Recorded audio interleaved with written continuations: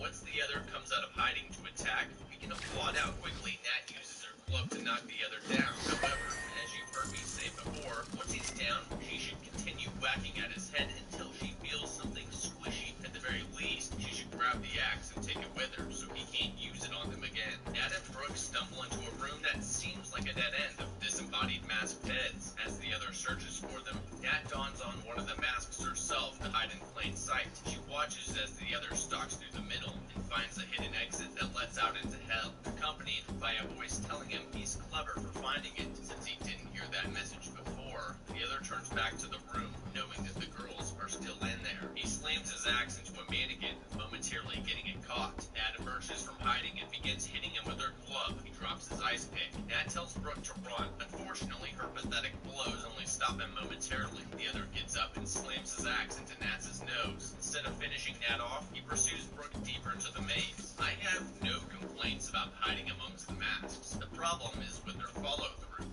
or lack thereof. Nat got in a good swing, but Brooke needed to join in with kicks to the face. Natalie also missed a huge opportunity to pick up the knife he dropped and gut him right after her bat broke. Instead, she resorted to the pathetic stomach kicks. And if you're gonna kick him in the head. I know this is Nat's hero moment, but 1v1 is bad odds. And if he kills Nat, Brooke won't be able to make it out of the maze with her injured leg before the other catches up. As for the other, when he entered the mask room, he should have gone behind the mannequins and started knocking them all down. This way, if Brooke and Nat are hiding amongst them with weapons, they won't be able to attack him without giving away their position first. This would likely cause Nat and Brooke to panic run and give themselves away. Oh, and why not take 2 seconds to drop the fire axe on Nat's head before chasing Brooke? You can spare the time with how slow Brooke is. This is gonna be a costly mistake. The other catches up to Brooke, stalking forward to land the killing blow, only for Nat to emerge from a motion-triggered jump scare door and stab him with the ice pick. The girls flee, running into the cops who enter from the only emergency exit I've seen this entire time. All seems safe, but the other is gone when the cops go in to search for him, finding a smear of his blood on the floor. A police officer informs the girls that he's still at large.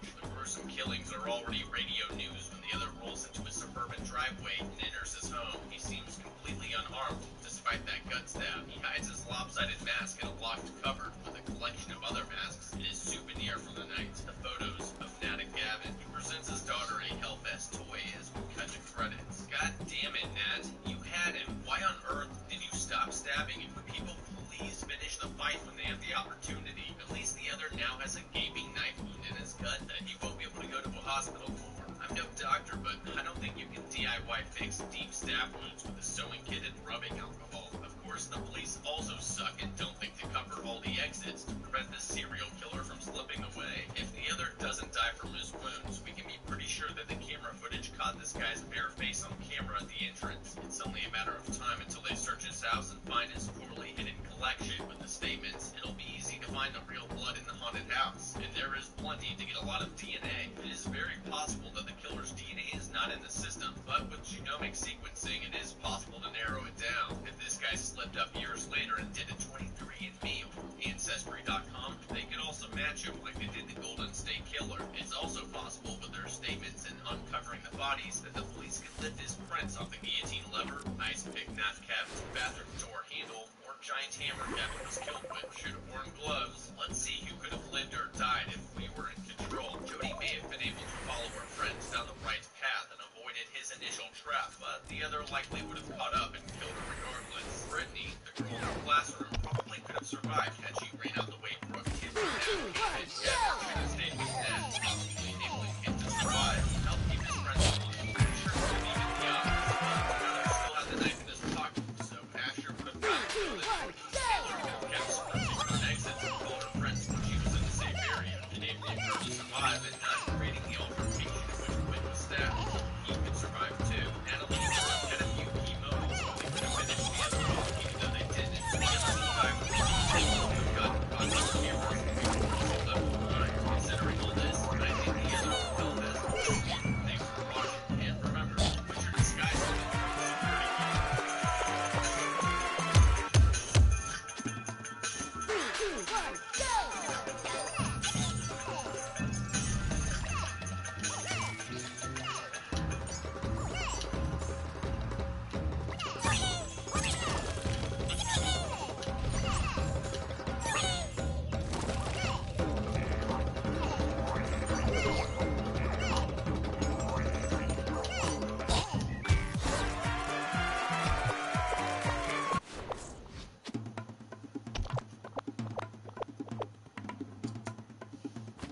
2, 1, go! One click, and you have everything you need to take care of that skin barrier. There are more ways to be though. There are more ways for you to break up your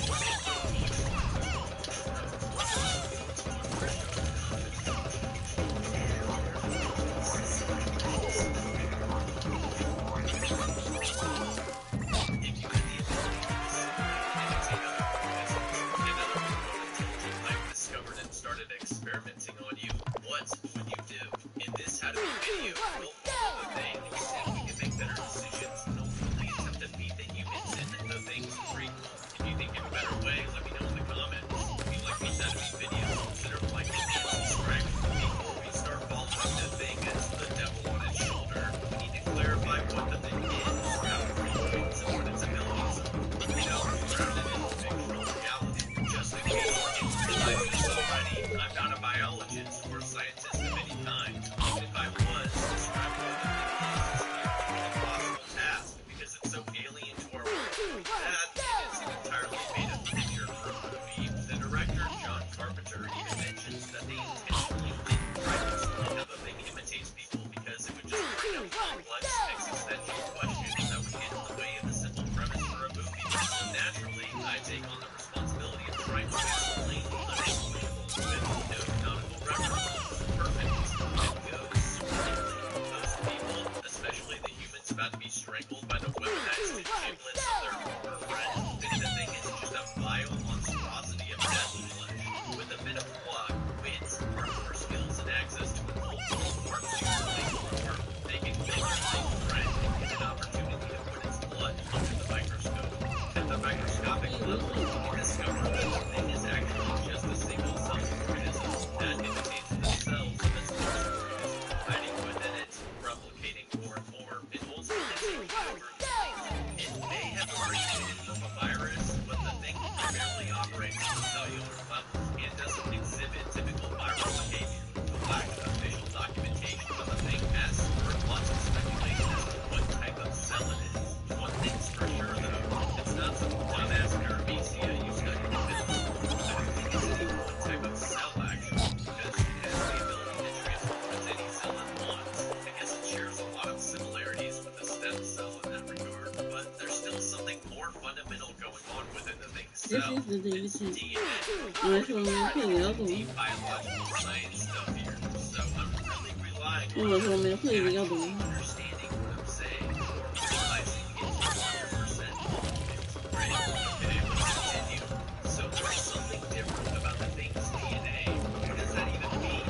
Just a little refresher on DNA. DNA is basically a data storage media within unicellular organisms that contains encoded instructions for life creation.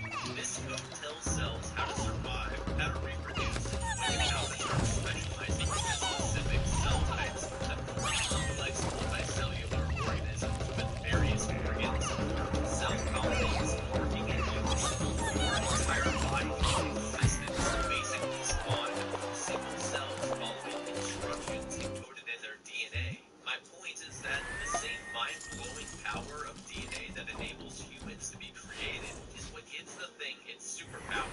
My speculation is that the thing's transformative and imitative abilities originate from its ability to fully edit its own DNA, as well as transcribe and translate, aka read, foreign cells' DNA.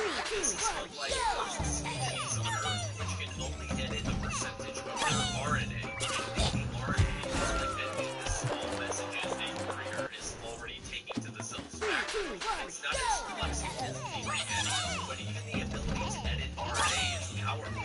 It might be what enables octopus and other organisms to change their shape, color, regrow body parts, adapt to changing temperatures better, etc. However, RNA editing usually comes with the downsides of reduced DNA plasticity, basically short-term adaptations at the cost of long-term evolution stunting.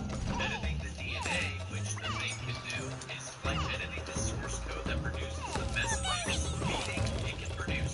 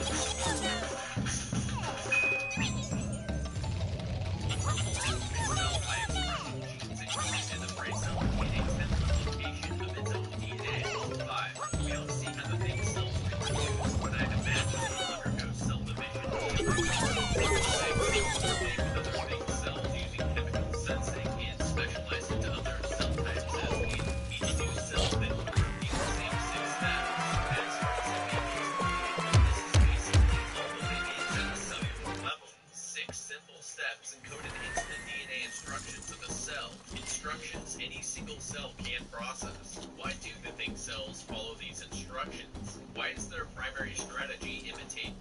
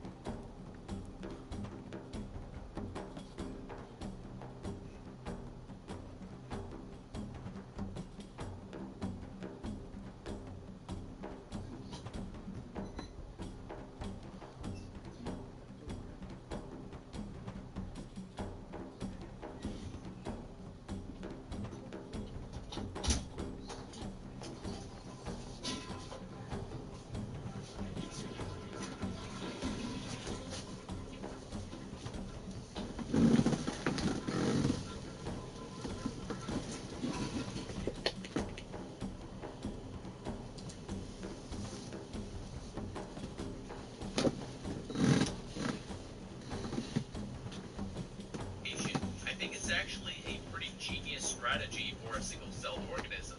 For all of you who have played Command & Conquer, think of it like this. Why spend all of your resources building your own base to fight someone else when you could just send an engineer into their barracks, take it over, create more engineers, and take over the rest of their base without a shot fired? You generate their intelligence, assimilate their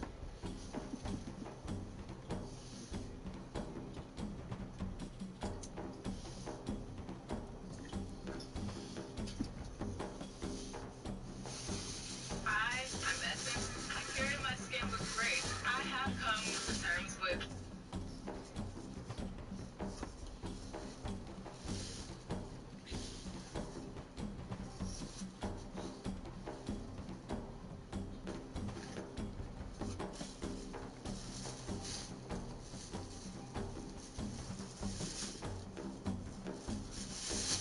the imperfection in my hyperpigmentation. I make sure it's taken care of in every way possible. I value my skin. knowledge, commandeer their resources, all without a giant conflict. Killing is destructive. I'm also no historian, but for my quick scan of Genghis Khan, part of his success contributed to his assimilatory strategies.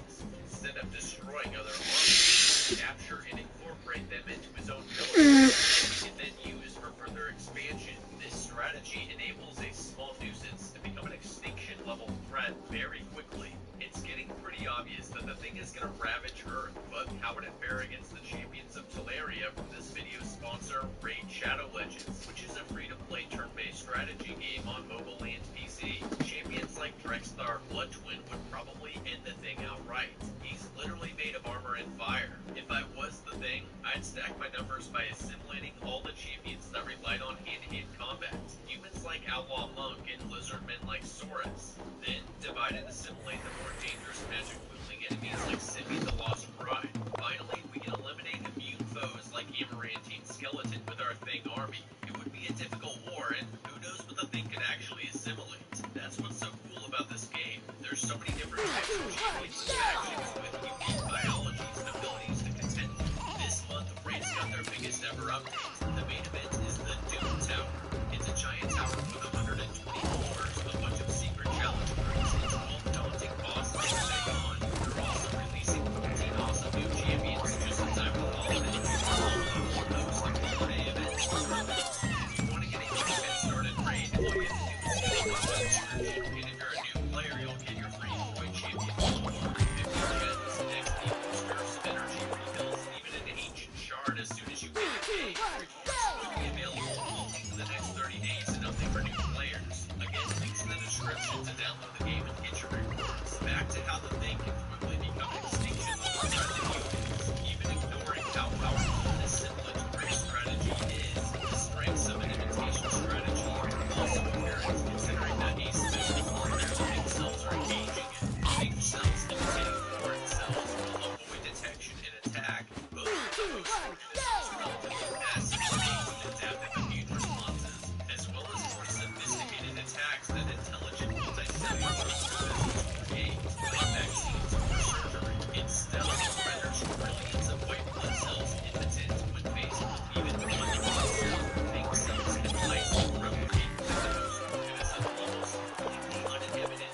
This process most likely would not be painful, and the victim wouldn't even know it was happening. Your own human cells carry out similar processes of killing, dying, and reproducing on a daily basis. 1 million cells in your body die every second without you even noticing. Hell, you wouldn't even feel sick and your immune system wouldn't even notice. Maybe you'd notice that your fillings fell out of your teeth, but at most you'd only have a few seconds or minutes to be alarmed at this, because the assimilation process takes about 10 minutes. The average human body has about 30 trillion cells. If you got infected by even one Thing cell, then around 10 seconds to lyse, replicate, and divide, it would only take about 45 doublings for that Thing cell to assimilate all 30 trillion pieces of you. Once the victim is completely lysed and replicated, things get interesting. No pun intended. See, the DNA within things' cells don't just lyse and replicate a host perfectly. Once the entire organism is assimilated, the DNA in the thing's cells instructs them to specialize and start altering the biology of the host organism. This gives it the necessary intelligence, knowledge, and behavior to ensure further survival and infection of other organisms. At the end of the prequel movie, the dog thing somehow knows to avoid the gun-toting Mars, and knows how to find other research stations that are 100 miles away. This suggests that the dog thing has more intelligence than just a dog. My theory is that the thing produces intelligence within any organism it inhabits by generating as advanced of a nervous system as it can. It wouldn't just create a massive brain though, because one, that would kind of ruin the whole imitation thing, and two, doing so would take away resources that the host body needs to function properly. This is also likely limited by the maximum intelligence that the thing's cells had ever assimilated prior. In a human host, the thing may only restructure the brain and alter the neurochemistry. In a dog, it may generate additional brain matter as well. In a colony of thing cells that were instructed to separate from the main thing's organism, like one of those spider limbs, that cell colony will have to develop pretty much all of the systems an independent organism would need to survive, like a mouth, brain, legs, etc. How does DNA know to instruct cells to specialize in this fashion? I'd imagine like all cells, they coordinate with neighbor cells and gossip information around. Once the cells understand their resource limitations in current cell types, they can begin to restructure based on encoded instructions in the DNA to create forms relevant to these resource constraints. The dog thing knowing about other research stations, as well as Xander's thing knowing how to transform himself back into an alien pilot form capable of connecting to the neural bioports of the spaceship necessary to operate it, and Blair thing knowing how to Every one of the windows that we sell at Relief Windows is the Energy Star product. The reason why we're selling energy efficient window is we want you to save money or heating and cooling costs. We've had some customers tell us that they've had their electric bills go from $350 to $200 a month. That's pretty wild. This will come back to all of us.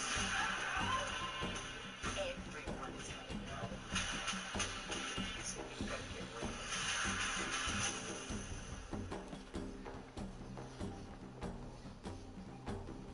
rebuild a spaceship, if you could call it that, all suggest that the thing is capable of storing, transferring, or generating massive amounts of knowledge. From what I can tell, there are a few ways to go about this. The things can all use forms of communication native to their hosts, like writing and talking to share information as a human thing. It's the lowest bandwidth, but the most discreet. Another option is to fuse together and use tendrils to directly transfer knowledge to one another, similar to how separate slime molds can conjoin to transfer learned behavior to each other. If it can meld its thing brain with a human brain, it could access all their information and control both the minds and bodies simultaneously, like how an octopus has 9 brains, with a central brain controlling 8 other mini brains. The advantage is that the thing becomes smarter as it can directly process both brains' information. Higher bandwidth, but it's less discreet. I think the humans might be shocked when they figure out Susie and Brad are now physically conjoined. Both of these methods are sufficient for telling other things about your plan for world domination,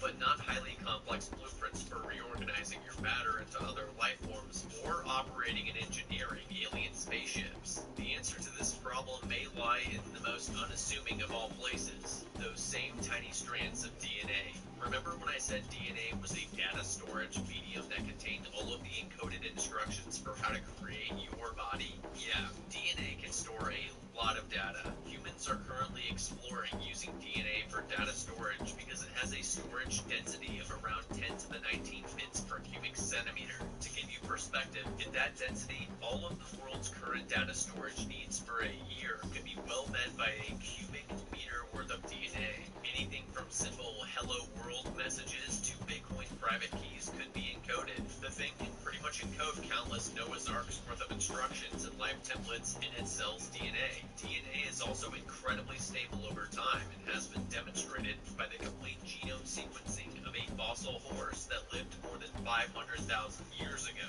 Storing data within DNA also does not require much energy, and it can be replicated error-free almost endlessly. I mean, the DNA in each human cell is around 3 billion digits long and has to be copied every time a cell divides, which occurs nearly 2 trillion times each day. It makes sense that with its ability to edit its own DNA, it would also use it for storing, transferring, and populating host brain matter with its accumulated knowledge. The thing would still need to retain most of the host's biology, though, compromising memories, personalities, behaviors, emotional triggers, and anything else central to the host's identity, causing to blow its cover. If the thing discarded a host human's memory of watching a football game with his friends last night, and those friends brought it up the next morning, the thing would start to come under intense scrutiny. While avoiding detection is a priority, survival and assimilation is the priority. So whatever the thing assimilates will necessarily have altered biology to make the host aggressively and intelligently spread the disease, similar to how Toxoplasma gondii can alter the physiology of its host, changing its mentality, behavior, and physical prowess to guide it towards other organisms,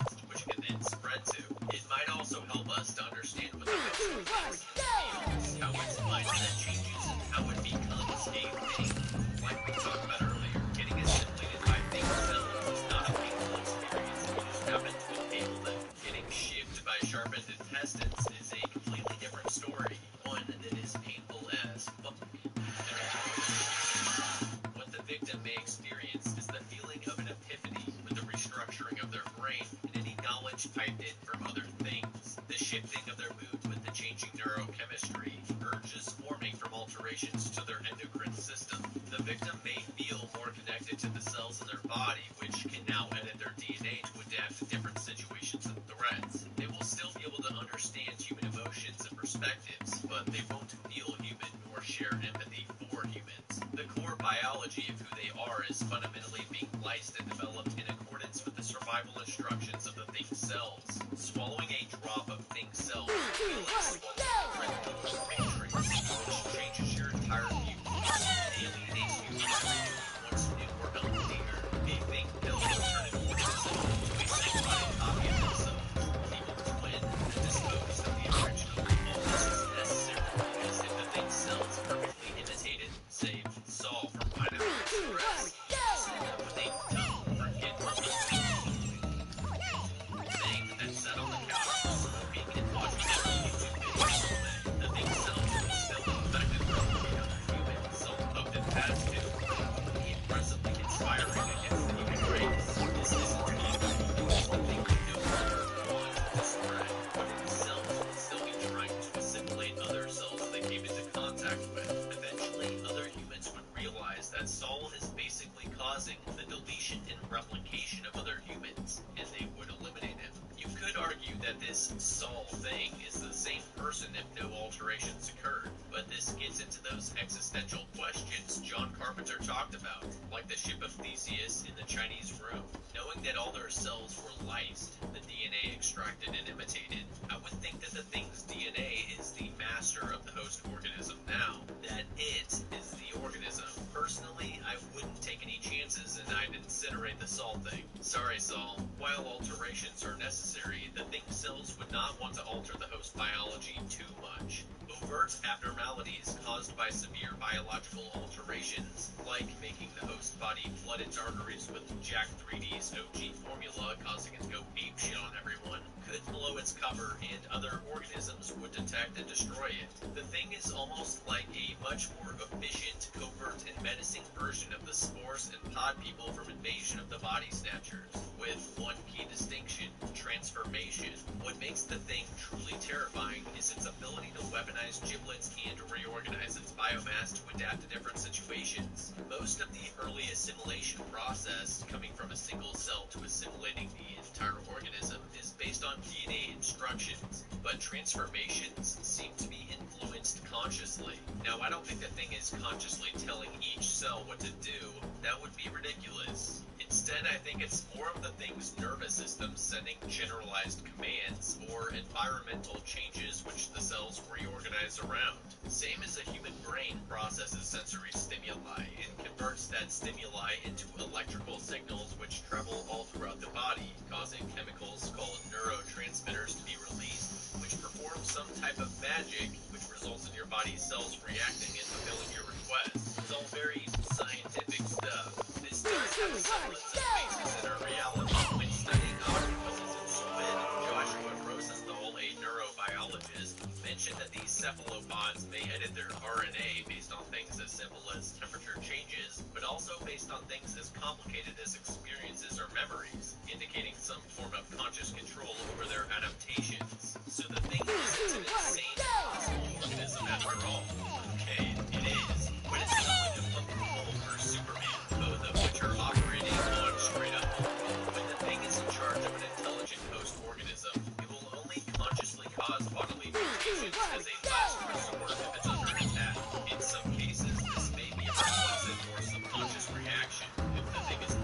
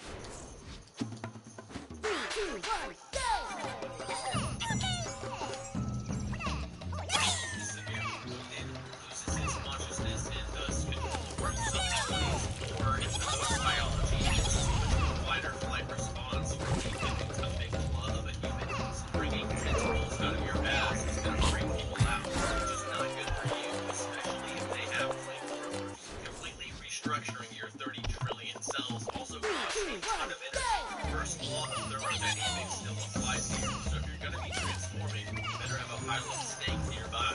While the thing can definitely absorb serious damage and survive extremely simple conditions, that means you have to remember that the thing is still a carbon-based organism. It will still die if it doesn't have energy or functioning bodily systems. It needs to consume food or other biomatter which it will break down for energy, especially if it's doing a lot of transport.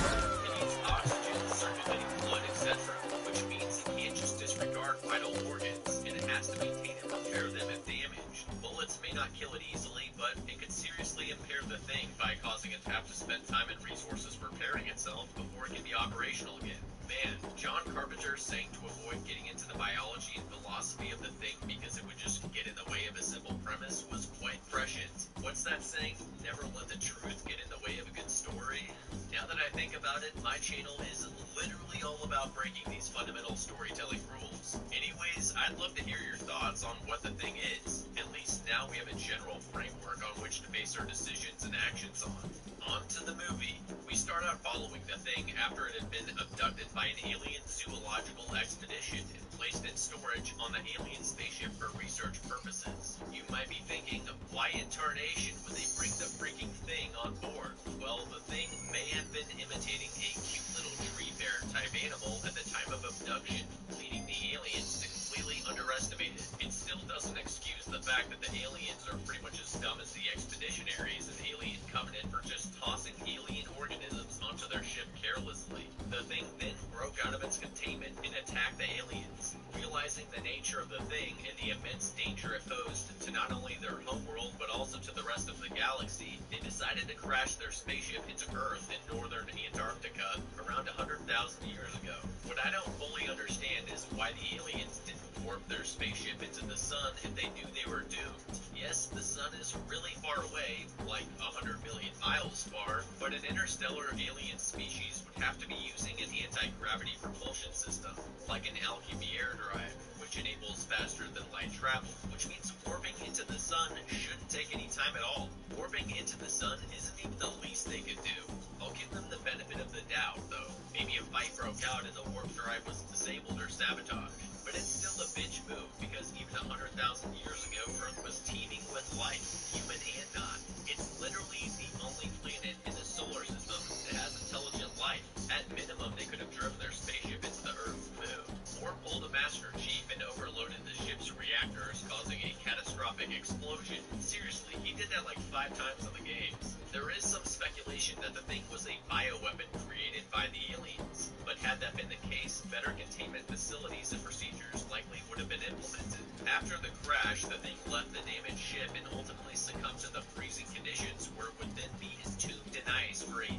1,000 years. The question is, why would it leave the ship if it knew it was certain death?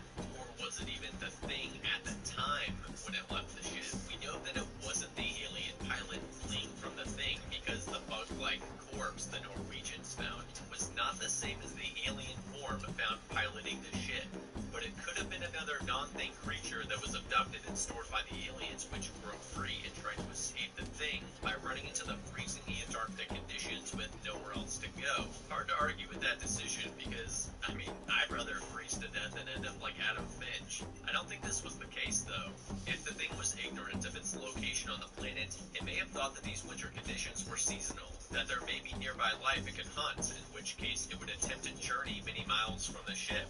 The fact that the thing was found nearby the ship indicates that it knew it was hopeless and intentionally froze itself. So whenever, if ever, someone detected the ship's distress signal, they would find it and awaken it. It makes sense that the thing would know it was hopeless, because it would have assimilated or brain-piped the alien pilots, uncovering their knowledge of this planet, the life that resides on it, and the reason the aliens chose to crash here was because it was remote and inhospitable, with most of the intelligent life inhabiting Africa on the other side of the planet, and a busted ship with no supplies to fix it. There were no other options than to get some icy cold. I choose Infamil Inspire with 5 nutrient benefits in one formula to help you grow. As you learn the world, they support attention and all of your exploring too. In messy moments, they support immune health and will even help turn babbles into words. You deserve our best.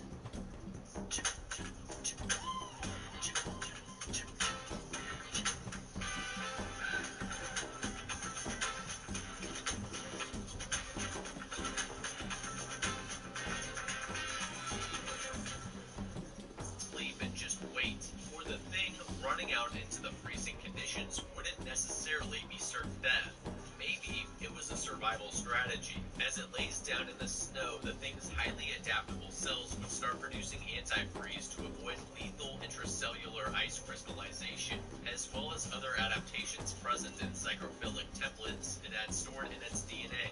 The freezing conditions would cause cells to elicit the gene expressions for these adaptations, much like the cephalopods mentioned earlier, undergoing a form of natural cryonic preservation. In this state, the thing would enter a deep sleep until it would be awakened by the thawing of the ice, or it was found. It could be eons, it could be forever. Slept is also a misnomer. This process of freezing reduces metabolic activity immensely, almost bringing it to a halt completely. No aging would occur, no energy expended, no perception of time passing. The reduced metabolic activity coupled with the stability of the DNA means that once the thing is thawed, it's game on immediately. In the ice, it would be held in stasis, waiting until those humans reproduce, evolve, gain intelligence, turn the dirt, trees, and water into complex materials, circuits, and energy, wait until they spread across the planet, and dare to explore the same inhospitable location where the thing lies, where they would eventually find it. Their curiosity would drive them to awaken it in all its horrors. The next thing the thing would know is its awakening consciousness. Warmth flows in through a hole in its ice coffin, where its alien skin is sending pain impulses from. It's still frozen in place, though the ice is weakening and melting. Its cell's metabolic activity is firing up, breathing life back into it. It might be wondering why it's awakening now, and into what world. It hears a faint noise, something rhythmic.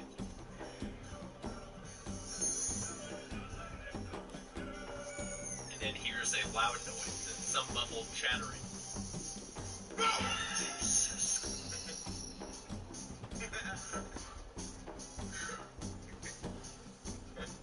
Voices. These were the noises of aliens who had come to recover their spacecraft. It may be the voices of those bipedal organisms from Africa. The thing must have been waiting for this moment, but now that it's finally arrived, it's struck by fear. It will know that for the bipeds to find it, they must be sufficiently advanced and intelligent. Adversary is not to be taken lightly. As the thing is awakened, it will probably feel a pain in its side, recognizing that a precise hole was made into its body, though it's encased in ice.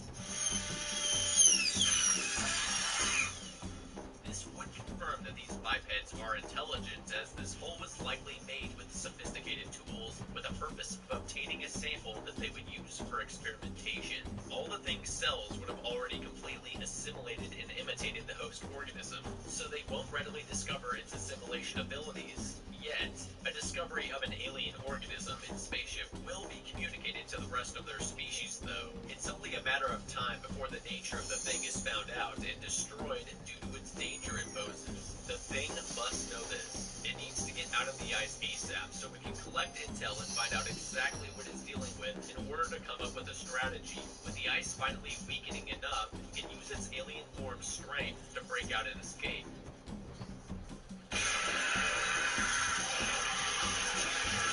Looks like a small town, a population of 15 to 25 heads or so. Buildings are constructed from lumber and steel, and there's relatively sophisticated vehicles, machinery, and tools. In order to populate this frigid region and construct all of this, they would need to have brought all this material in from other regions of the planet, meaning this world is potentially full of intelligent life to assimilate. So far, every organism that discovered the nature of the thing has refused communion, feared it, and tried to destroy it. This species is unlikely to be any different. If the thing is to survive and spread its good word of salvation and communion, it needs more information about these bipeds, like what they know and how they think. It can't exactly walk up to them and say hi, though, partially due to the language barrier, but also partially because it's an alien that they want to capture and kill. It needs to find an isolated biped which it can assimilate unnoticed and use to hide amongst the other bipeds. It's the cellular battlefield projected onto a bigger stage, similar to how one thing cell needs to hide amongst the host cells. One thing human needs to hide amongst the entire human species. Luckily, the thing finds a biped in one of the machines, searching for something, as well as a quadruped. Both are isolated from the rest of the crew. What assimilation strategy should it use, though? With search parties out looking for the thing, being quick and discreet is necessary. There's no time for shoving tentacles into the biped's head to brain pipe information out. It should assimilate the biped.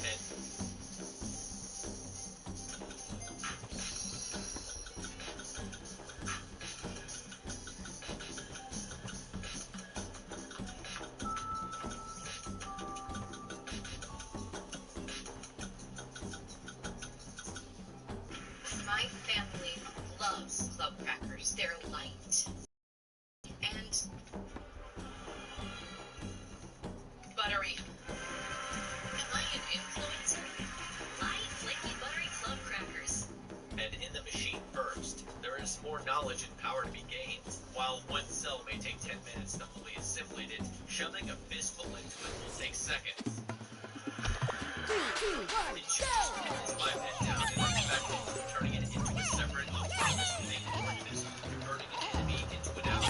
The information contained within the thing's DNA will propagate throughout their body. The templates of all prior assimilated life will be accessible to them. The cellular alterations weaponizing their identity, memories, personality, knowledge, their very humanity against their own kind. The Griggs thing, now a part of the thing species, will know how many people are in camp, what each of them are like, what weapons and transportation they have, nearby research stations, the status of the entire human race. The dog is nearby too, loudly. Griggs thing would know the location of the nearby American research station, if it was there and how far it is. It knows that these Norwegian researchers had not radioed out about the alien because their leader is arrogant and foolish.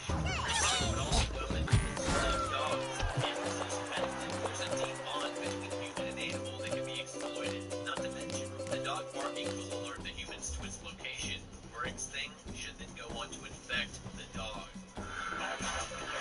The dog infected with the thing DNA would develop more complex brain structures capable of understanding the Griggs thing. Human-dog interactions are much shallower than human to human, and thus there is not a need to retain much of its former biology, save for the forelegs and fur. The latter make this form a capable runner in the snow. The dog thing could help infect others at this station, but Griggs thing is more than capable of handling that. Griggs thing should natively communicate to the dog thing and tell it about the nearby research stations that it should run to. Thule is a fictional research station, but in the movies the Norwegians reference Haley Station, which is northwest where their helicopters refueling at, McMurdo, which is in the south where they want to take the Indians on, and an unknown Russian station 50 miles from them, probably Novo Lazarev Skaya. Based on these, I'd say Thule Station is the most representative of the real Thule Station. Haley is too far to run straight to, but there are numerous research stations surrounding them to the right and left that are close enough to Pittsburgh, winter in Antarctica, which means no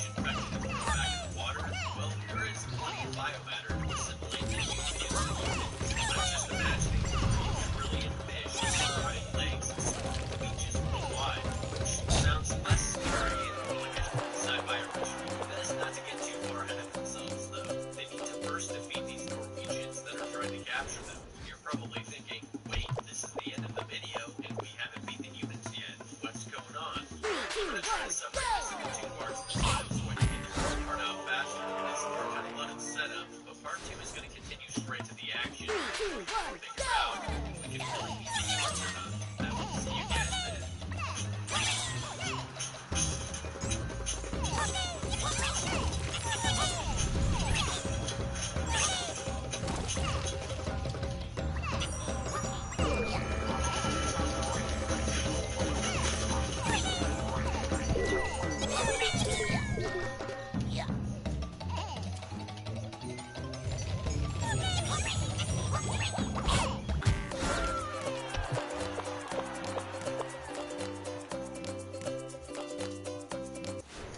In part one of How to Beat the Humans as the Thing, we broke down what the Thing is, broke out of the alien Thing's ice tube, assimilated Riggs, and Clark's dog, and then started conspiring against the entire human race. In this part, we'll continue our rampage and see if we can beat the humans or not. The Thing's intestines are probably itching to strangle some drunk Norwegian researchers, so let's get to it. They're so dead. With the dog thing running off to the other research stations and the alien thing distracting all the humans who are out searching for it, Riggs thing could return to the humans acting all freaked out to blend back in. Or it could use this opportunity to sabotage weapons and communications. Riggs thing would have memories of the radio equipment, who operates the radio, and the stockpiles of flamethrowers in the shed. The guns and axes are not particularly dangerous to the thing, but the napalm hoses are. Riggs thing need only use its memories to envision what a flamethrower would do to a human body.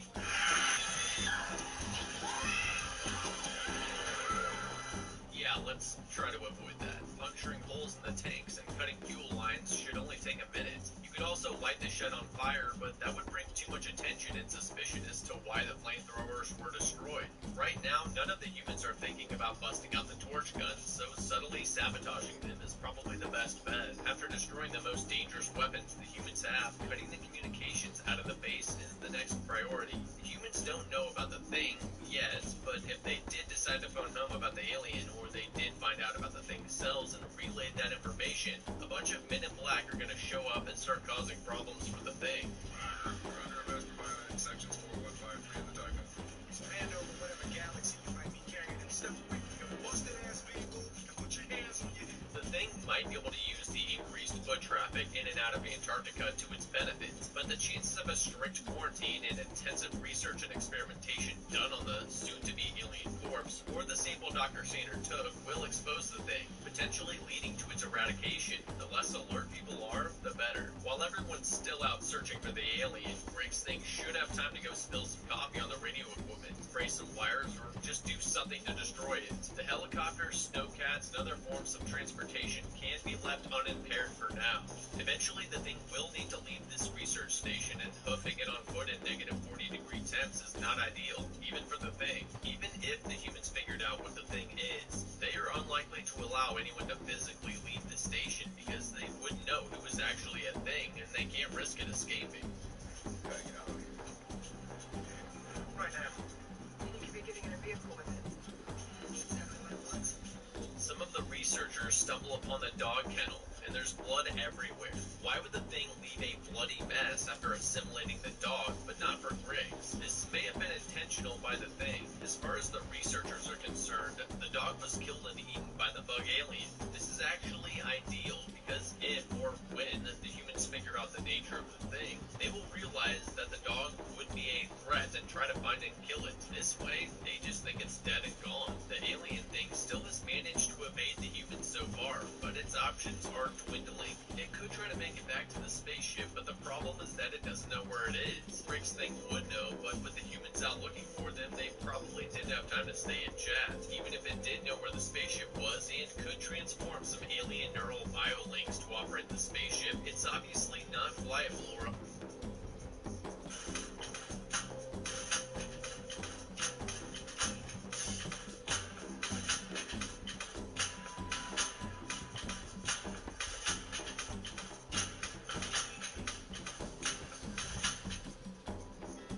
wanted my hepatitis C gone.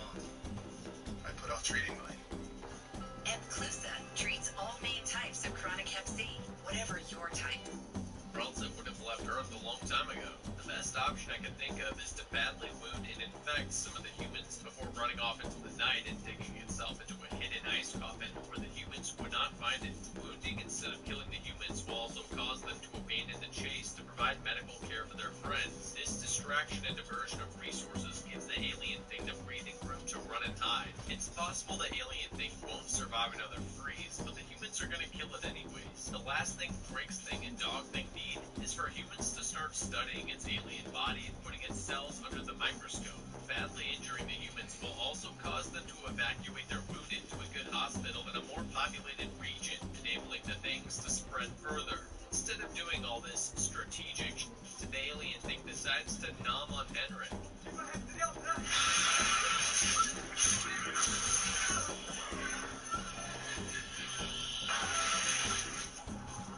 To be fair, it can be hard to think straight when your starving corpse is thawed and reanimated after 100,000 years, only to be immediately attacked by another species. The rest of the humans converge on it and are forced to gun it down and burn it, seeing as how it killed or was killing their friend. Poor Henrik. He woke up that morning and could never have imagined that this was the way his life would end, being pulled inside an alien bug's stomach.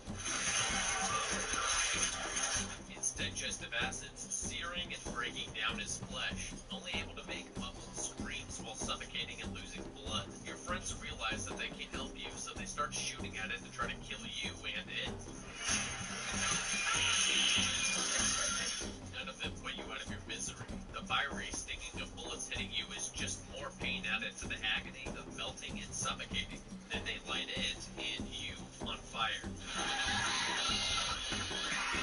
Only then did your consciousness give out. Maybe he was lucky and died immediately though. Despite the alien thing failing to hide its body in the snow with no comms or weapons, Griggs thing blending in nicely, and the Dog thing on its way to another station, I think we're still on track for world domination in 27,000 hours. Olaf, who just witnessed Henrik get mauled and digested by the alien thing, is now in the infirmary getting checked out by Carl, with none other than Griggs thing right next to them. All Griggs thing needs to do is touch them, not like some stupid finger poke, but like a pat on the back of the head, brush against their arm, press his cheek slowly, something subtle.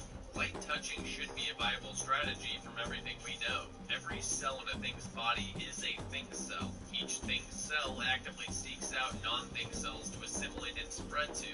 One skin thing cell rubbing up against the non-thing cell should cause it to spread. It is possible that the thing cells do take some time to recognize non-thing cells, divide via mitosis, and attack foreign cells. And this may take some seconds. Mitosis in humans does take around 2 hours to complete, so just simply brushing up against them might not work. Even if the thing can perform mitosis and have one of the daughter cells invade the foreign cells in 10 to 20 seconds, that would mean Griggs thing would have to hold hands with an Olaf for an uncomfortable amount of time to infect him. This is still a viable strategy for Griggs thing though, as all he'd need to do is the old spin handshake. The thing cells in the saliva would transfer to the human hand and have enough time to start assimilating. There's a lot of variations to this that you can use. If you just use your sick imaginations, you might not even need to touch them though. As we're all very aware by now, the air that exits your mouth contains respiratory droplets, which contains all kinds of cells from your body, including pathogens. These droplets containing thing cells can hang in the air and travel many feet. Just being in the same room and talking to them could infect them with thing cells. If you wanted to expedite the infection process, Griggs thing could also just sneeze in their faces too. Excuse me.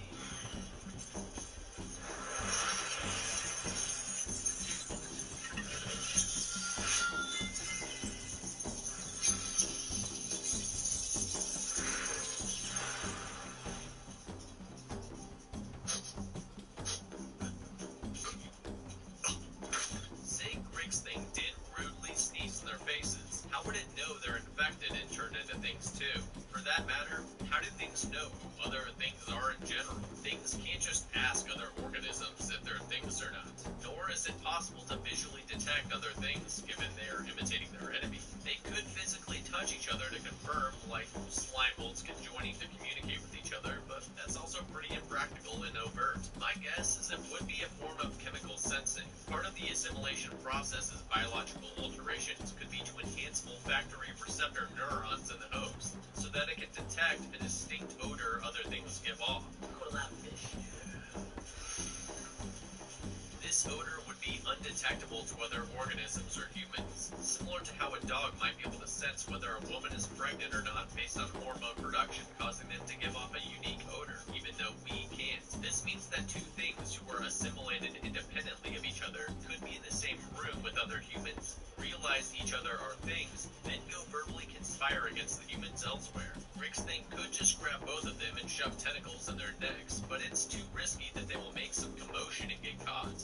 While it's cinematic and intense to use grotesque forms to assimilate others, that's only necessary once you've been made and the victim is trying to escape, kill you, and warn others. The things just need to use the invasion of the body snatcher strategy of blending in as much as possible, and only announcing your presence and revealing your attack form when you're caught or have an overwhelming advantage. While everyone's autopsying the alien with their sandwich gloves, breathing in all its steaming innards, Rick's thing was in the break room pouring another cup of joe. This may be a good opportunity to spike the coffee pot everyone drinks out of with a couple drops of thing blood, like David did to Dr. Holloway in Alien Prometheus.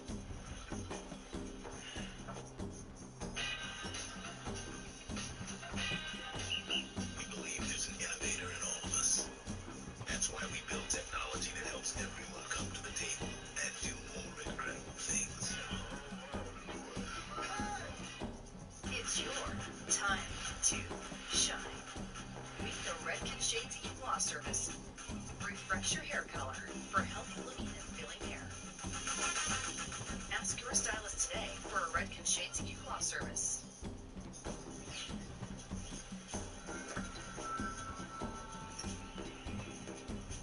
Here's money right now.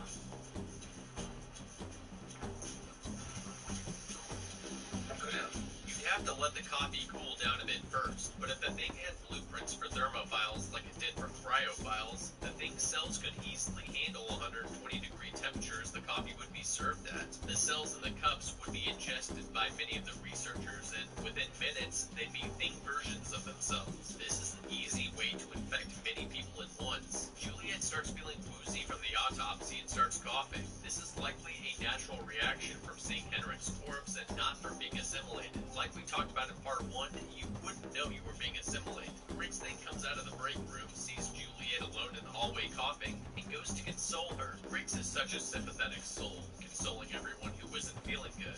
Rick's thing patting her on the back and breathing in her direction might have been enough to infect her, but it's not guaranteed, which is why he most likely followed her into the bathroom to finish the job. Right now, Rick's thing is pretty much taking people out impulsively based on whoever seems isolated enough. It's not a terrible strategy, but it could be better coordinated, especially with its access to Griggs' memories. Griggs' thing should be targeting the people who are most likely to and capable of figuring out what the thing is. Whoever is in charge of studying the alien is the priority target, because they will be the ones to sound the alarms. Griggs' thing would know that Sander is an arrogant fool.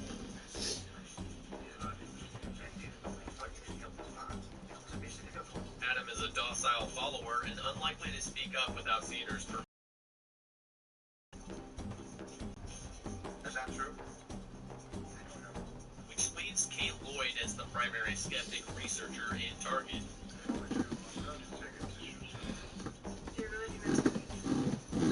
She's the vertebrate paleontologist and a human who would understand what she was looking at under the microscope.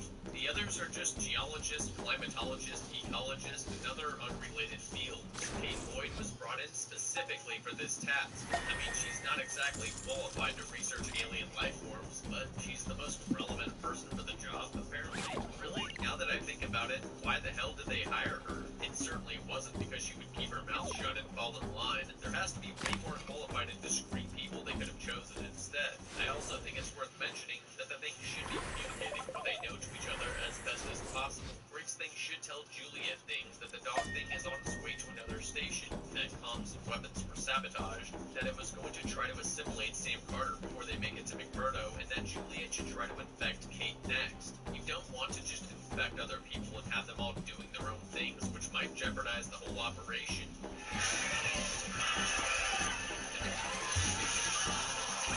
Gotta stay coordinated and organized. Juliet thing should have communicated to Briggs thing that when she was in the rec room, Carter said that he was taking Olaf to the military military hospital in McMurdo because he was developing some form of psychological shock from the incident, and that Carter said he was going to blow the lid off this whole operation and tell everyone about the alien and spaceship. This would bring a lot of unnecessary heat and scrutiny, which makes Carter the primary target now. Griggsthing was already consoling Olaf and is clearly closer friends with him. It makes sense for Griggsthing to hitch a ride, stop Carter, and further infect McMurdo Station. McMurdo is where the C-17 transport out of Antarctica is too, so this would be a good way to get off the continent and into the more populated areas of the Earth. Meanwhile, Juliet Thing should immediately go to intercept the secondary target, Kate Lloyd. Juliet Thing apparently had better things to do and doesn't intercept Kate before she examines a blood sample of the alien thing and discovers its imitation and assimilation abilities. The alien cells are somehow attacking different cells and then they're imitating itself. Kate also finds Juliet's fillings in the shower. Damn it, Juliet Thing, how hard is it to clean up after yourself? You easily could have turned the shower on and picked up your fillings. The fuck is the point of imitating your prey if you leave a mess of your blood, tooth fillings, and metal implants for others to find? Not only did you fail to intercept Kate, you left even more evidence for her to become even more suspicious that something foul is at play. I don't really get the whole the thing can't replicate inorganic material plot device. Thing cells would simply ignore the inorganic material and only assimilate the organic tissue. If the thing cells perfectly replicated a host organism's cells, which had already adapted to the implant or simply did not care about things like dental fillings, then the Thing version should not be rejecting them either. In the 1982 movie, Nora's Thing accidentally replicated a heart defect, which caused the Thing to have a genuine heart attack, ultimately exposing it. If the Thing cells replicate the host perfectly, then the assimilated human needs a metal brace to function. Yeah, that's right. Henry broke himself. Then spitting that metal brace out would damage the host organism and expose it. But even if the Thing organisms do reject inorganic materials for some unknown reason, it wouldn't be that much of a problem if the Thing simply cleaned up after themselves, or re-pierced their earrings if they had them. Piercings are literally just a healed hole. It's not something the human body or Thing would even reject. Well,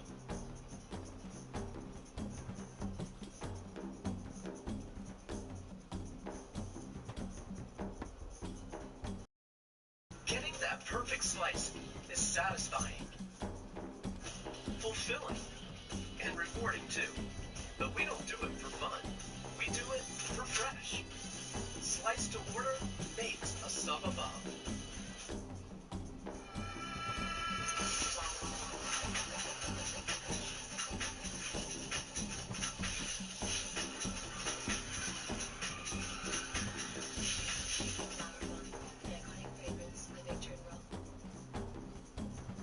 Griggsthing successfully makes it onto the chopper, Juliet Thing decides to assimilate Edvard in secret. Griggsthing could walk up to the pilot and co-pilot and start coughing, but he decides to stay seated for the flight to not risk making anyone suspicious. He will need to take out Carter before they land though. Kate, having discovered the nature of the Thing, runs outside and flags the chopper down. Carter agrees to land it. What should Griggsthing do? He doesn't actually know why the chopper's landing. Is there something wrong?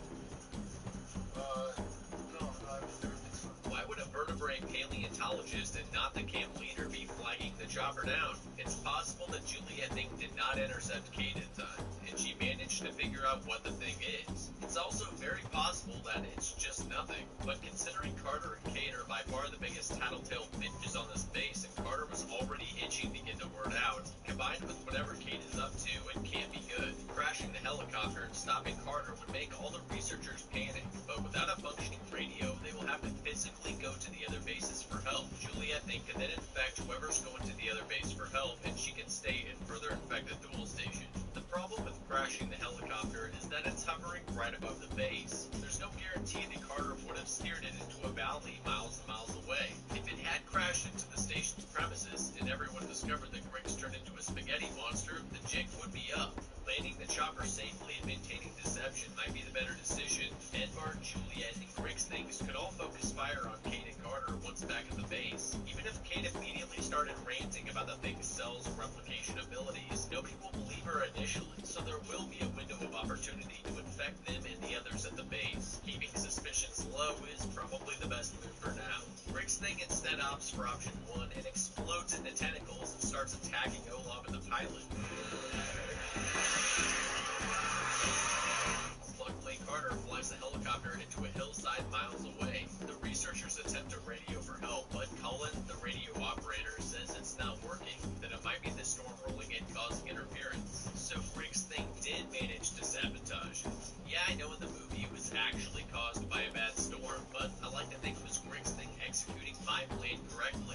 researchers call an all-hands meeting to discuss what to do, which Kate rudely interrupts with her rants about an alien cell replicating people. Nobody seems to believe her, nor is willing to spend 5 minutes checking the blood sample in the lab. Not good enough. Doctor William, take a game of 10 minutes.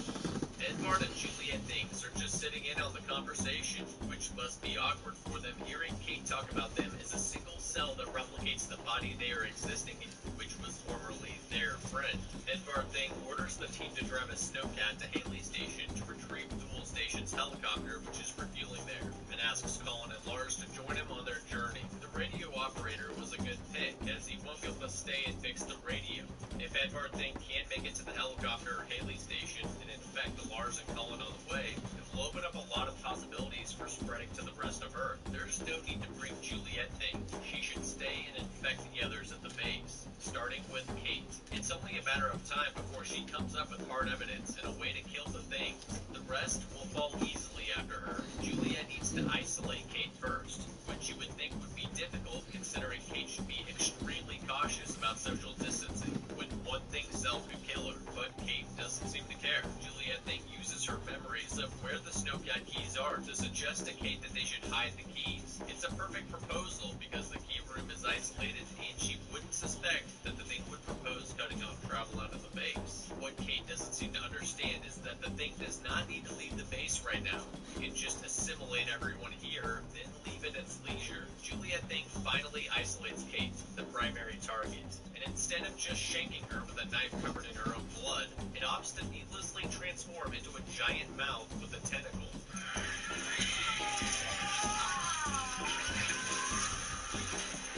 Very sophisticated attack form you got there. I'm sure a lot of thought went into its design.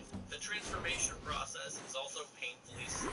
Gives Kate every opportunity to run. Juliet just blew everything for the things. Juliet was a bad human to assimilate, as imitating her meant imitating a brain structure that was unintelligent. She didn't clean up after herself in the bathroom, did not intercept Kate in time, and then when she finally had the opportunity to kill Kate, she botched the whole thing and gave the humans all the evidence they needed to become aware of the threat and fight back. She manages to only kill the lowest threat human in the entire group, Carl, before getting torched by the flamethrower.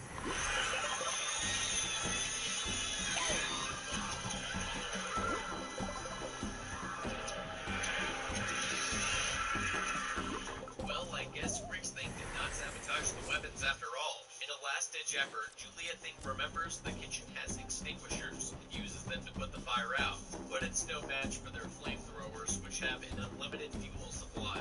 Carl might be able to turn into a thing too, but Juliet Thing did massively damage him, and the humans will burn him before he can heal. There's actually a deleted scene where he did heal and ran off.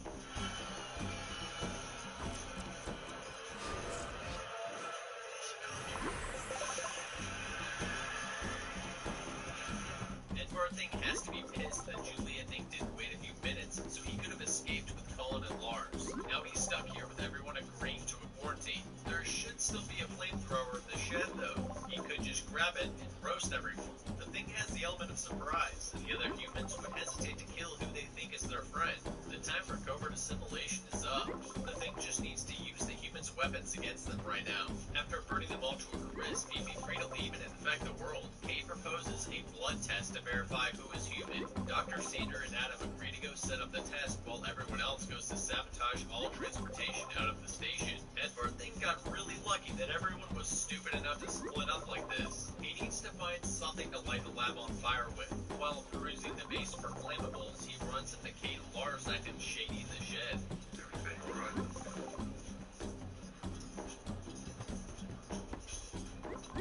Yes.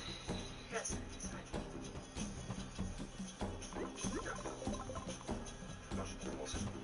Yeah. On Kate, Lars, and Edvard Thing's way back to the camp, they see Jameson and Carter arrive out of the blizzard. Juliet Thing, while dumb and reckless, should have debriefed Edvard Thing that Griggs Thing was on the chopper when it crashed. Griggs Thing obviously didn't make it, but Jameson and Carter might have been infected. There's no way to tell as sniffing out their sweet thing pheromones is not possible in this blizzard. Don't have to kill them. I would just knock them up. Sanders' test is ready. This could be another ploy to divert suspicion away from himself. himself, but this could also be to eliminate what he thinks are just likely other human threats. Jameson and Carter showing up right now was perfect timing, even better than Kate and Lars split up to go imprison them until the test is ready. Edward Thing can use this distraction to sabotage the lab by getting some gas and flares, waiting for Adam and Dr. Sander to leave, and then lighting it on fire. The humans extinguish the flames, but the damage is done. Kate devises a new plan to check everyone's teeth for fillings. This Kate's a crafty one. They really should have taken her out sooner. We don't know if Edvard had metal fillings or not, but if he did, hopefully nobody saw them or remembered that he had cheap dental work done. This would expose him immediately. One by one, she checks everyone's mouth before finally getting to Edvard Thing. If only the thing didn't actually need to spit out fillings.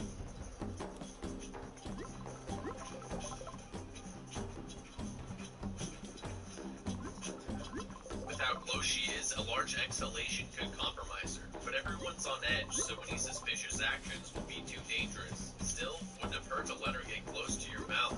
Luckily, almost half the people don't have fillings, so Edvard Thing is not completely singled out. With 4 Thing suspects, they will have to assess things another way, but how else? They don't have a lab anymore, and checking for fillings didn't work. The only other thing I can think of is to send somebody with fillings out to another station for help. The Thing cannot let that happen. I can't imagine Kate and the others would have the heart to execute all 4 of them, even though they should. With all the humans have seen and the danger it poses, the Thing cannot fully rule out an execution. Edvard Thing also cannot rely on Jameson or Carter because it doesn't know if they're actually things. It needs to cause panic, disruption, chaos. An orderly quarantine is not going to end well for the Thing, but it can't just start transforming and wildly attacking. Peter and Lars's flamethrowers are way too deadly. It needs to start sowing dissent, panic, and rebellion amongst the other suspected humans.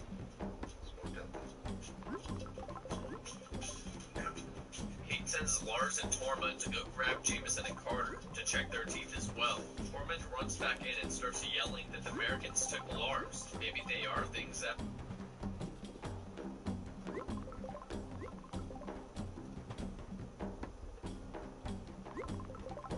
It wasn't until I became a mother that I understood all that she did for me. She deserves a taste of the joy she's brought to my life. Happy Mother's Day, Mom. This Mother's Day, surprise Mom with nothing but cakes.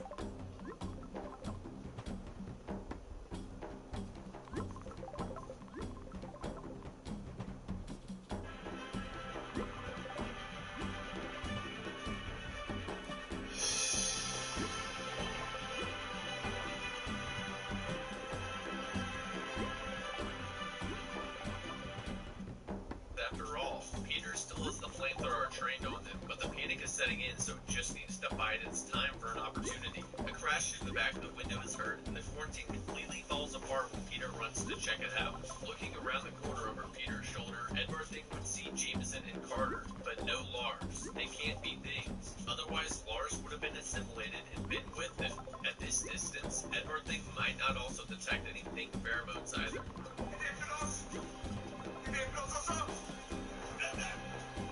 It doesn't really matter who kills who. The best case scenario is they all kill each other, destroying the flamethrowers and weapons in the fight. Not the best outcome, but at least it's one less flamethrower and human to worry about now. But Carter still is gonna be a problem. I have no idea why Edvard Thing goes to check out the deadest of Peter. There's just no point in doing so. The flamethrower's busted, Peter's dead. The only logical thing to do would be to back up and wait for a better opportunity.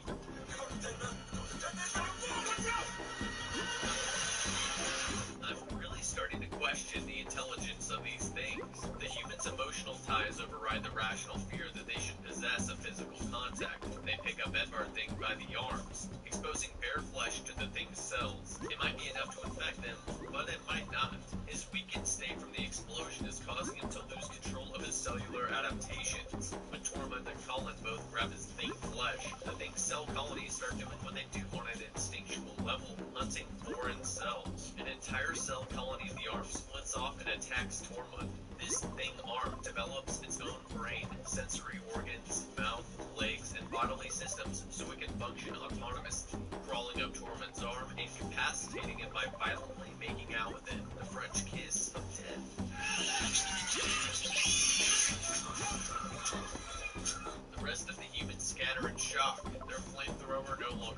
spiders, so instead of developing more spider things, which would be hard to hit with a flamethrower and cause them to use up their fuel more quickly, Edward they can instead sprout large tentacles, which can whip at the humans. It punctures Adam Finch as he tries to run away, then turns its head and sees Carter and Jameson hiding behind a pool table. Jameson opens fire with a pistol. The bullets sail through the thing's body, causing some damage, but nothing catastrophic or unfixable. The gun would be nice to use against the humans. One shot to the gut would incapacitate them to the point where assimilation would be very easy, but it looked like Jameson ran out of ammo for it. It retaliates by whipping him in the chest too. It doesn't really need to kill them. One stab and there would be enough think cells transferred into them to take over their body in minutes. Edward thing really needs to leave before Kate gets the flamethrower working. The arm thing sucking Tormund's face and Jameson thing will likely get torched before they become operational things, and so will it if it doesn't leave. It needs to get mobile. The current form of Edward's body is damaged and unusable, so it transforms new appendages that it can use to move. It also decides to make another arm thing which can scurry off to go find Sander or Colin. The transformations would have used up a lot of energy, so assimilating Adam Finch will give it more resources and power. And why leave Adam's corpse when they're just gonna torch it anyways? It eventually does get that flamethrower working, so it needs to run off and hide somewhere else. Staying and fighting would be a death sentence. Tormund and Jameson thing get torched, leaving only the arm thing and split base left. The arm things won't contain enough brain matter to be strategic about its targets. If Kate finds it, it's likely dead. If it finds Colin, Sander, or Lars, they are screwed because they have no weapons that can stop it. This pretty much holds true for split base as well. Kate is the only problem. Everyone else is dead meat. Splitface finds Dr. Sander cowering in a room by himself. Instead of assimilating him into a three-faced monster, it just infects him. This isn't to have him try to blend back in with Kate and Carter, as they already heard him scream. It's so Sander can try to make an escape while Splitface and Arm Thing take out the rest of the survivors. Splitface would have heard the sound of a flamethrower and the shrieking of the poor arm spider. You would also hear a can get knocked over, which has to be where Kate and Carter are located. With Sander Thing being assimilated and making his escape in a snowcat to one of the other nearby bases, Splitface needs to kill all the remaining survivors, or at least delay them long enough for Sander Thing to get away, knowing roughly where they are.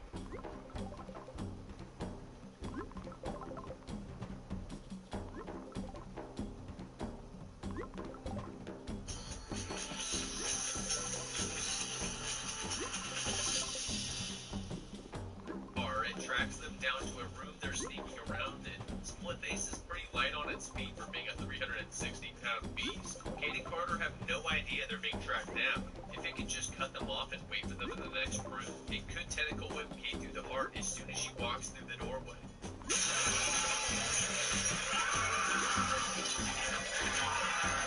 Or instead of being strategic, it could just brainlessly jump through a window and completely miss both of them. Luckily, Kate and Carter panic-read and didn't torch it. Splitface takes after Carter because he's unarmed and an easy target. If it can infect Carter, it just adds another thing that can try to kill Kate if Kate gets the drop on Splitface later. It sniffs Carter out with its heightened olfactory senses. He's backed himself into a corner with a kitchen knife. How pathetically hopeless. Just before it can assimilate him, that crafty bitch shows up with a flamethrower again. If only Griggs thing had sabotaged the flamethrowers. Literally the only effective weapon against the thing.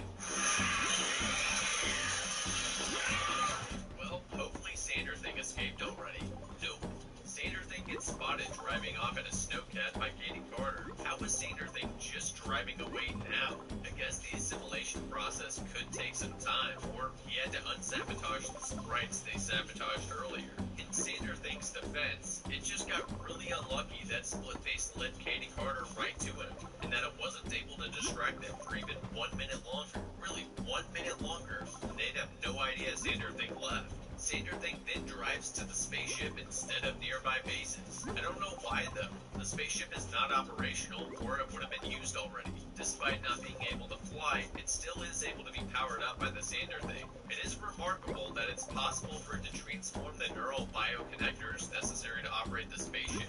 That information would have had to have been transferred from an alien thing to the bug thing to Briggs thing to Juliet thing to Edvard thing, then to Sander Thing. A bit of a stretch, but okay. Maybe it didn't need to, and the spaceship just auto starts up when you step inside. I don't know. Carter has the flamethrower now, but he's isolated. Kate and him must have gotten split up for some reason. I'd say that going for the presumably unarmed Kate first would make a lot more sense than going after the dude with the flamethrower. And since they are split up, he wouldn't know she got infected, just like how Kate did not know that Carter was infected later in the movie. Sander Thing was able to stealthily sneak up on and infect Carter too.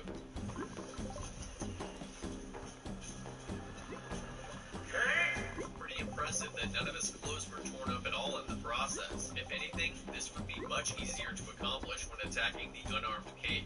After the thing infected Kate covertly and stealthily, what then? It could send Kate to try to rejoin up with Carter and infect him, or it could just attack Carter with Kate Thing hanging back. I don't think it would want to risk Kate Thing's life. Carter may be suspicious now that they had gotten split up and would attempt to fry Kate Thing. My vote would be for the Sander Thing to attack Carter first with the Kate Thing hanging back. Since Carter has the flamethrower, running up on him would be a death sentence. I think it should split up into multiple spider things like earlier. Trying to torch multiple small, fast-moving things will be a lot more difficult and cause it to burn up all this fuel very fast. Like we talked about in my How to Beat the Thing video, those flamethrowers only have about 5 to 10 seconds of trigger squeeze time before they run dry.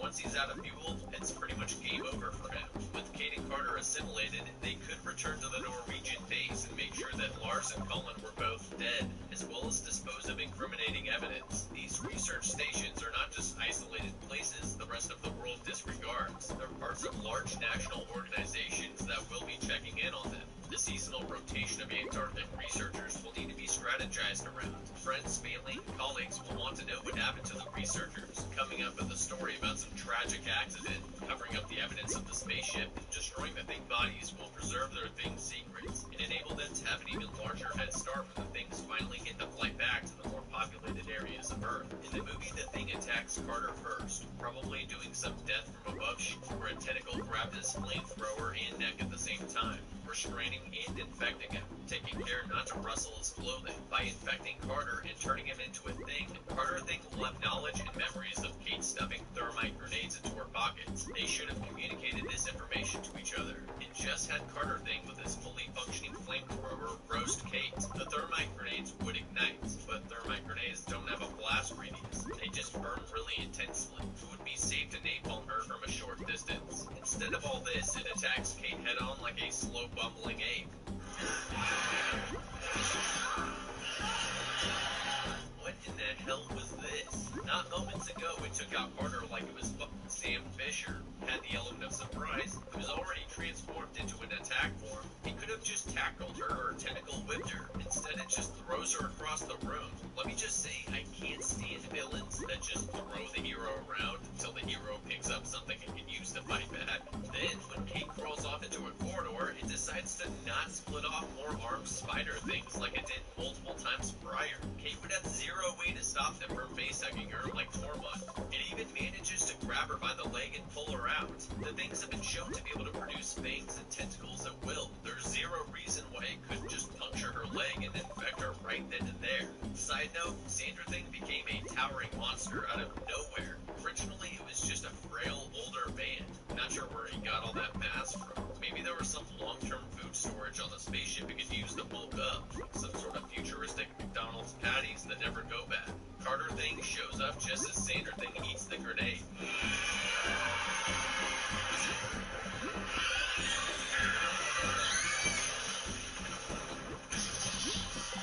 Serves you right for just throwing her around.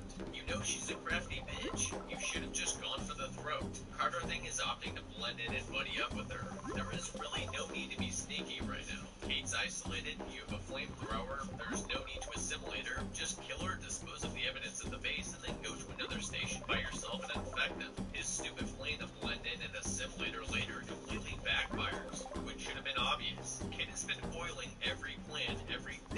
up with so far. You really think you're gonna dupe her this time? Nope again.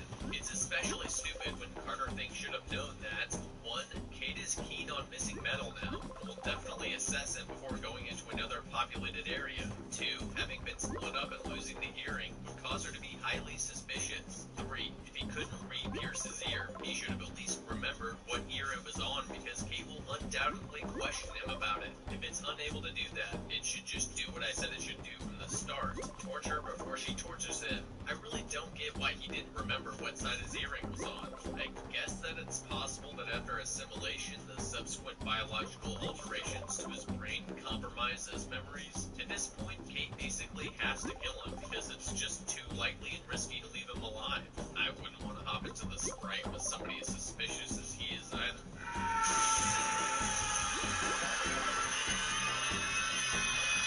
Even though all the human things got killed, the doggo thing should have made it to the other stations and started infecting them.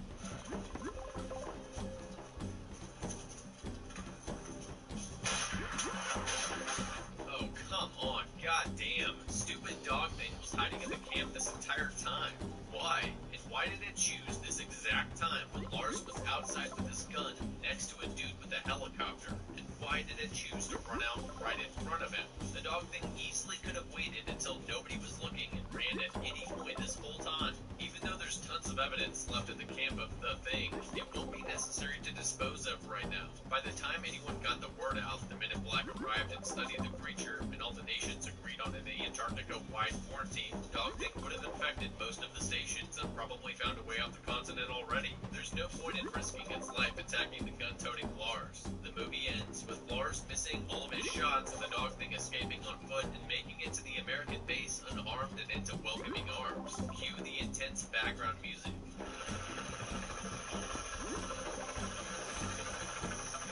I think with our strategizing, the thing easily could have taken over the research stations in Antarctica and boarded the next flight out of McMurdo. But what about humankind as a whole? With the knowledge of the human race being used against it by the human things, what could be done? There doesn't need to be some genius level strategy here. Just stay quiet, don't transform, and patiently infect another person who would then infect another person, and on and on. They should spread far and wide, infecting people on every continent, so that if word did get out, no quarantine response would be effective. This would likely be my first move, because while they would have disposed of the evidence at the Norwegian camp and they wouldn't want to transform into an attack more prematurely, it is possible that some things could inadvertently transform and word would spread globally and instantly, causing lockdowns. Even if the humans figured out the thing, tried to quarantine it, or created a vaccine, nothing would work. The humans would all destroy themselves out of fear of who was a thing and who wasn't. No vaccine could be created in time or even work, considering the thing hides perfectly within the host and does not trigger an immune response in the first place. Any effective treatment would probably just kill the host. Even though the things are on the plane back to the rest of civilization, I still think it's wise to also start assimilating the other life forms on the planet as a backup, as well as to gain additional biomatter. As mentioned in the first part, 3 trillion fish sprouting legs and becoming something like the armed things that attacked Tormund would be devastating in and of itself. But what if it also assimilated squirrels, birds, ants, mosquitoes, and other insects and animals? This really wouldn't take much time for the thing to do, for the same reason one thing cell can take over 30 trillion human cells in minutes. There most likely would not be some epic last stand with humanity fighting hordes of thing combat forms. Society would crumble in on itself. With the thing spreading to more and more people, people would be killing each other, starving to death with shut down economies and markets, things hunting down each remaining person until nobody was left. Humans would be taken by their loved ones and friends in their most private moments, with the last real humans destroying one another due to massive levels of paranoia. Humankind will go extinct with a whimper in the dark, and it will happen in a matter of months. With large populations assimilated, finding each survivor can be tricky. Interestingly, a good strategy that they could implement is something it would have found in the fictional creations of humans, a video game as they call it. Halo has an adversary called the Flood. Thing's cells bear some resemblance in its abilities. The Flood would use spore creation to fill the air with Flood cells. Since humans need air to breathe and all the air would be filled with Thing cells, everyone would be infected no matter where they hit. It's an interesting idea, though the Thing likely would not have the blueprints necessary to accomplish this. The last remaining humans may be aboard a Navy submarine. The captain would be the only garbled messages that came from humanity on the surface. Something about a nuclear last-ditch effort. The last orders were to never return home, and under no circumstance should they physically contact other humans until further orders. It's been 2 weeks, and everyone on board is getting anxious. Eventually, they surface and see a whale in the distance coming towards them through the periscope.